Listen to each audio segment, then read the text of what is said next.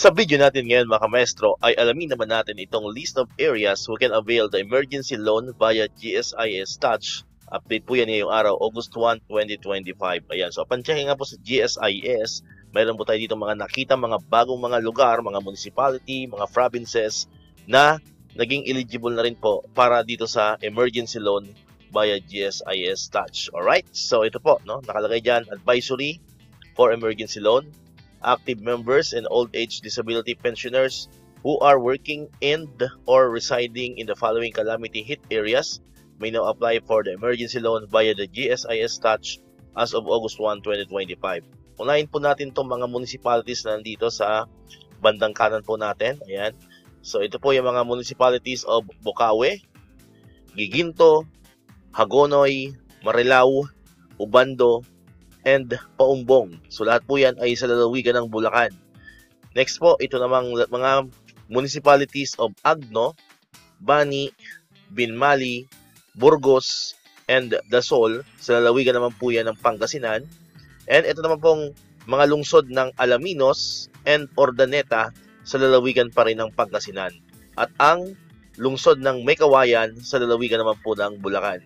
And syempre kasama rin po dyan ang province of Occidental Mindoro, excluding the municipalities of Mamburao and Sablayan. So ang availment dates po ng mga binanggit kong mga municipality ay August 1, 2025 hanggang August 31, 2025. Sumunod naman po ay itong mga municipalities of Aguilar, Basista, Bayambang, Calasiao, and Santa Barbara. Lahat po yan ay sa lalawigan ng Pangasinan. And ang nag-iisang municipality po ng Agutaya, sa lalawigan naman po yan ng Palawan. Ang availment dates naman po ng mga nabanggit kong municipality ay mula July 31, 2025 hanggang August 30, 2025. Ayan, next po ay ang lungsod ng Taguig. Ayan, so Taguig City, ang availment dates po ng mga taga-Taguig ay July 30, 2025 hanggang October 29, 2025. And then ito pong the rest, yan sa ilalim. Hindi ko na po yan iisa-isahin. Lahat naman po yan ay naisama ko na po doon sa mga nauna kong video dito sa ating YouTube channel. Ito po yung mga dati pa, ano po mga kamaestro. So yung binasa ko lamang po is yung mga bago, ano po mga kamaestro. Yan, so mayroon pa po dito. Ayan, mga dati na rin po yan. Mga nakarang araw pa po yan naging eligible para dito sa ating emergency loan ng GSIS Touch. And then kasama rin po ito yung mga pinakauna, ano po. Ito yung mga pinakaunang naging available or eligible para sa ating emergency loan ng GSIS Touch. Alright, so pag may mga bago pong mga lugar or mga areas po na eligible na din sa emergency loan ng GSIS Touch, abangan nyo lang po yan dito sa ating YouTube channel. Ayan, so marami po kasi nagtatanong bakit daw sa kanilang lugar ay naapektuhan naman ng habagat, ano po, ng mga pagbaha, pero hindi pa rin po sila kasama rito.